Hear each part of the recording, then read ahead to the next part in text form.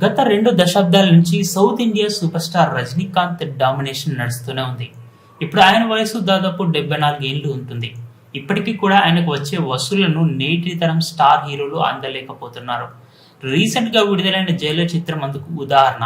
అంత పెద్ద super star status ఉన్న హీరో కాబట్టే రజనీకాంత్ కి నిర్మాతలు ఒక్కో సినిమాకి 100 కోట్లకు పైగా రూపాయల రెమ్యూనరేషన్ లో వస్తున్నారు. ఇప్పటి వరకు ఒక సౌత్ హీరో కూడా రజనీకాంత్ రెమ్యూనరేషన్ ని దాటలేకపోతున్నారు.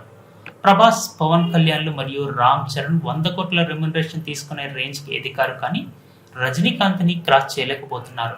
కానీ రజనీ రెమ్యూనరేషన్ ఇప్పుడు స్టైలిష్ స్టార్ అల్లు అర్జున్ దాటేశాడని అంటున్నారు ట్రేడ్ పండితులు. పుష్ప సినిమాతో అల్లు అర్జున్ క్రేజీకి బౌండరీలు లేకుండా పోయింది.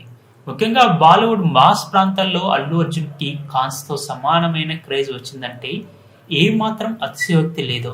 ఆయనకి కేవలం ఆంధ్రప్రదేశ్, నార్త్ ఇండియాలోనే కాకుండా కేరళలో విపరీతమైన ఫ్యాన్ ఫాలోయింగ్ ఉంది. అలాగే తమిళనాడు, కర్ణాటకలో కూడా అదే రేంజ్ లో క్రేజ్ ఉంది. ఇది ఆ విధంగా చూసుకున్న అల్లు అర్జున్ ప్రస్తుతం సూపర్ స్టార్ రజనీకాంత్ కి ఏ మాత్రం తక్కువ కాదు. ఇలా చెప్పాలంటే రజనీకాంత్ కంటే ఎక్కువ మార్కెట్ ని ఇండియాలో ఆయన సొంతం చేసుకున్నాడు. అందుకే ఇప్పుడు చేస్తున్న పుష్ప ది రూల్ కోసం అల్లు అర్జున్ లాభాల్లో 30% వాటా అడుగుతున్నాడట.